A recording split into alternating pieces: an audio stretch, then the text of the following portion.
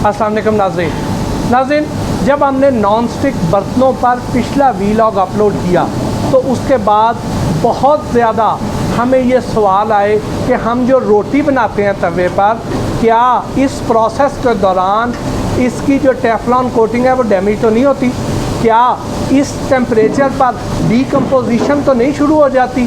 क्या इसके बुखारात हमारी सेहत के लिए नुकसानदेह तो नहीं होते हैं? और जो ओवन है उसमें नॉन स्टिक पैन यूज़ करना चाहिए पिज़्ज़े के लिए या नहीं?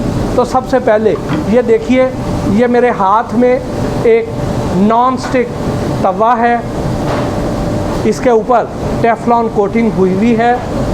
अब इसको हम चूल्हे पे रखेंगे और इस पर रोटियां बना के देखते हैं और फिर इसके वेपर्स चेक करते हैं, इसकी डीकम्पोजिशन देखते हैं कि होती है या नहीं।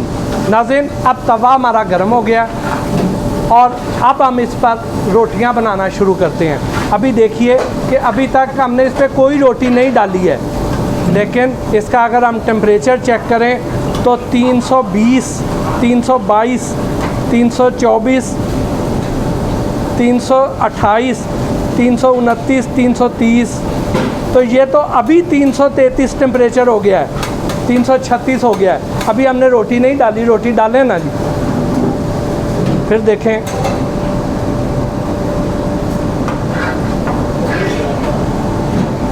ये देखिए 306, 311,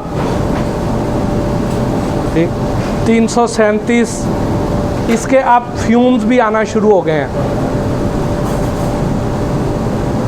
ये देख रहे हैं आप, इसके फ्यूम्स 353 टेम्परेचर, और यहाँ पे अभी एक रोटी बनी है और इसके फ्यूम्स आना शुरू हो गए हैं। यानी इसकी जो कोटिंग है उसकी डीकम्पोजिशन पहली रोटी पर ही होना शुरू हो गई है।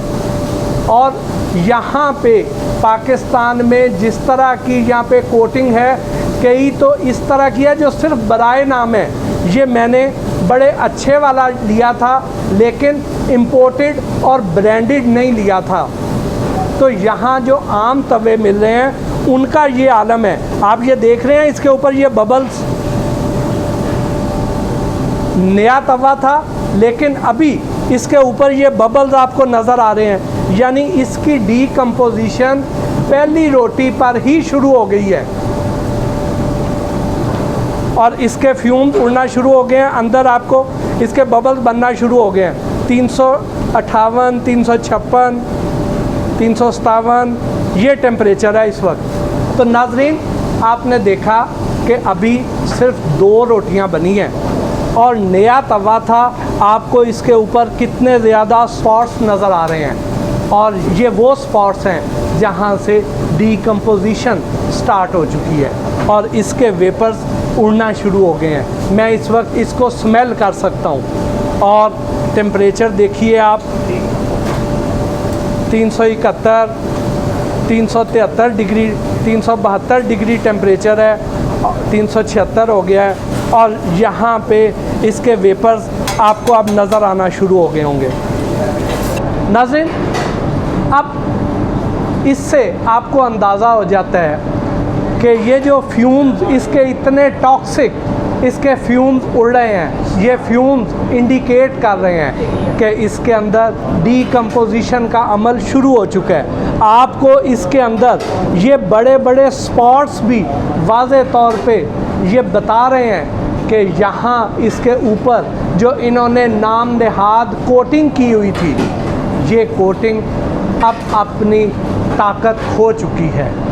ये कोटिंग अब डीकम्पोज हो रही है और इसके जो मुज़र सेहत अज्जा हैं वो इन रोटियों में शामिल हो रहे हैं। आज के इस वीलॉग से मैं आपको ये दरख्वास्त करना चाहूँगा, अगर तो आपको ये यकीन है कि ये वो वाला ब्रांड है जो कोई 400-500 डिग्री सेंटीग्रेड पर भी डीकम्पोज नहीं होता, तो फिर आप नॉन स्टिक तवा ले सकते हैं, आप नॉन स्टिक पैन में पिज़्ज़ा बना सकते हैं। लेकिन अगर हम बात करें पाकिस्तान की, जहाँ पर 2 नंबरी बहुत ज़्यादा है, यहाँ पर ऐसे भी लोग हैं जो आम सादे एल्युमिनियम के पैन को ऊपर काले रंग की एक नाम नेहाद सी कोटिंग करके नॉन स्टिक करके आपको बेचेंगे।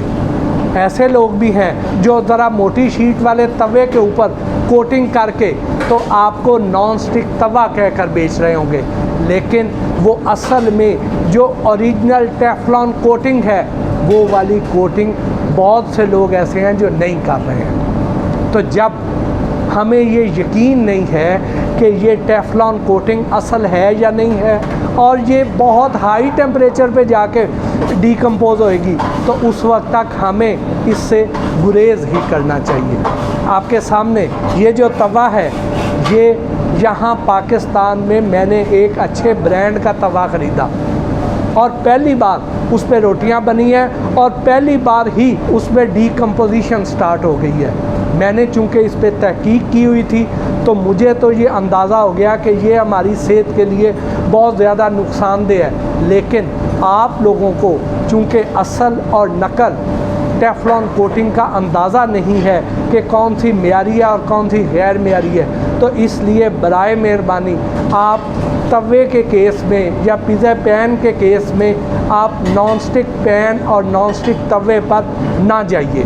बेहतर ये है कि आप मोटी शीट वाला तवा ले लें और उस पर रोटी बना लें, वो ठीक रह जाएगी, लेकिन इस तरह का रिस्क ना लीजिए। इसके साथ ही आज के इस वीलॉग से अपने मेज़बान मोहसिन भट्टी को इजाज़त दीजिए। अल्लाह ने।